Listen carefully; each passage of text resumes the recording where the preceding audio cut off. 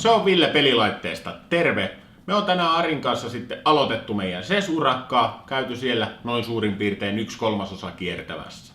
Ennakko-odotuksia tuossa kun etukäteen vähän mietittiin, niin meillä oli varsin hyvä arvio siitä, että varmaan virtuaalitodellisuus olisi isossa roolissa tämän vuoden SESissä.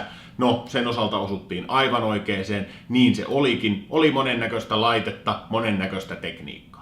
Toisena asiana, kun etukäteen pohdittiin, niin oli lennokit. Niitä löytyi myös. Oli paljon uusia tuotejulkistuksia, oli paljon uusia päivityksiä jo vanhoille toimijoille. Sielläkin monennäköistä uutuutta, monennäköistä yrittäjää markkinoille jatkossa tulossa.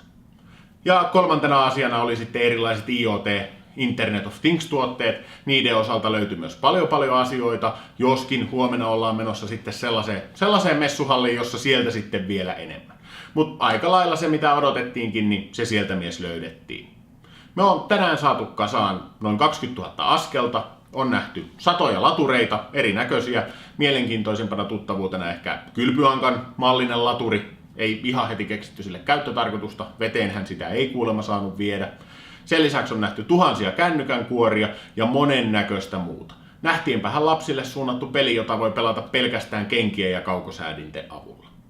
Mutta niistä lisää myöhemmin. Seuraavassa Ari esittelee teille sitten ensimmäisen päivän saldoa, kertoo teille top 5 jutut, jotka me sieltä löydettiin, jotka meidän mielestä olisi tässä kohtaa hyvä teille sitten nähtäville saattaa. Käykää ihmeessä lukemassa myös meidän matkapäiväkirjaa, siellä on paljon kuvia itse tapahtumasta, sekä on esitelty myös noita 3 kategorian tuotteita, joita tuossa äsken mainittiin. Ei muuta kuin seuraavassa sitten Arin esittelyn pari.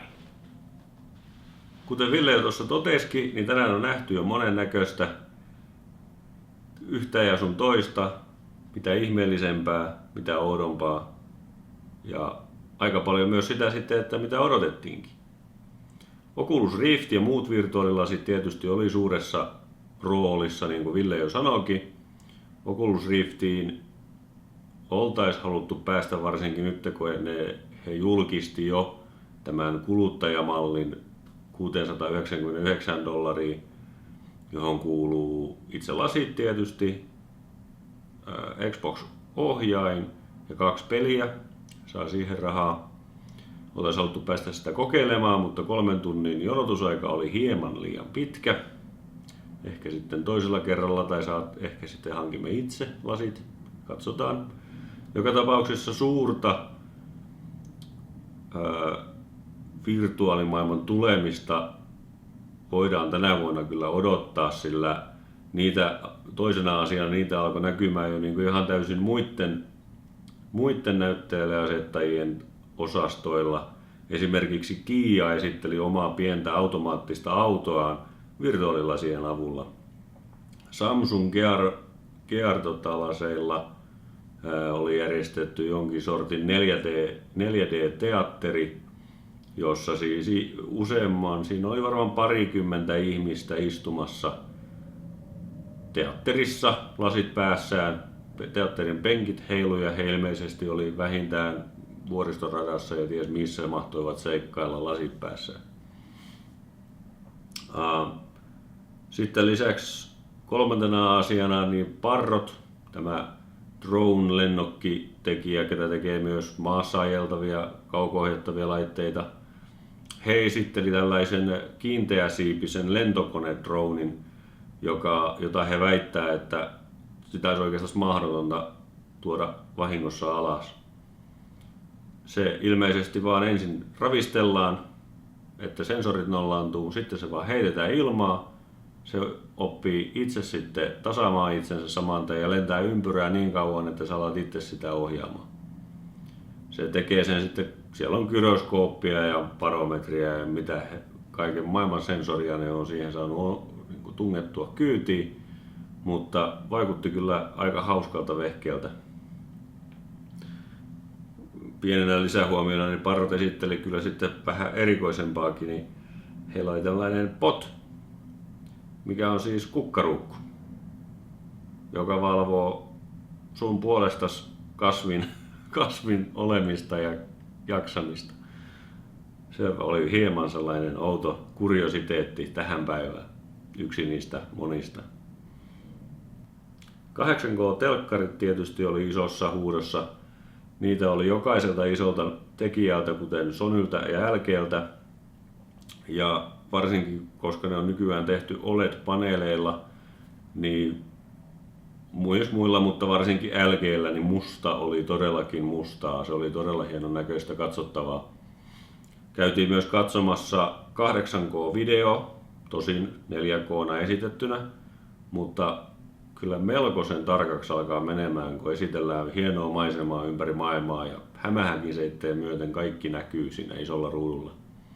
Ja se oli siis todellakin valkokankaalla. Näytöistä sen verran, että Samsung yllätti ainakin itseni hieman ja esitteli täysin läpinäkyvän OLED-paneelin.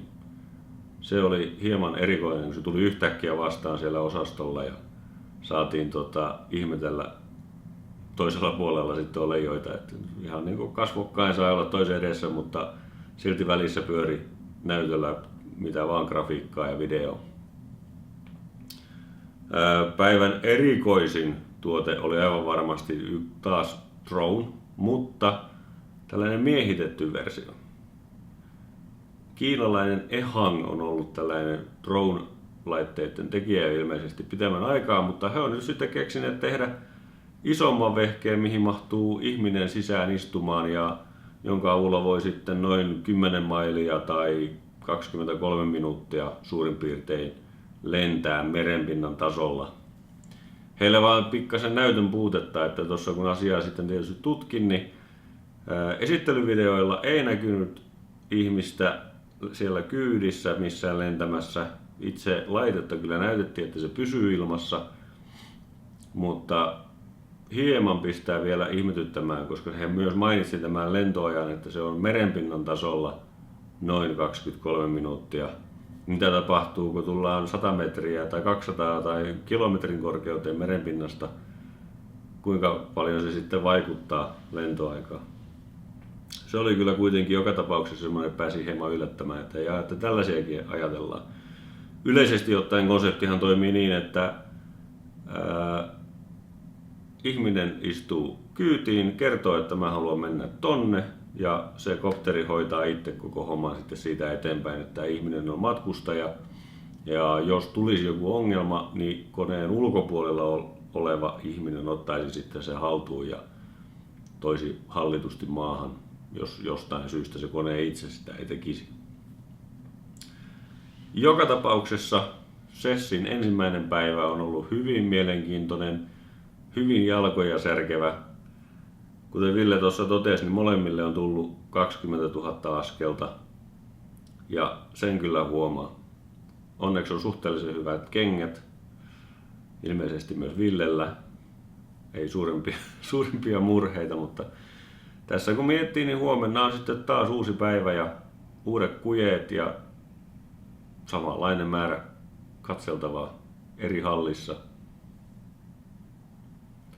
Sitä odottaen seuraavaan kertaan.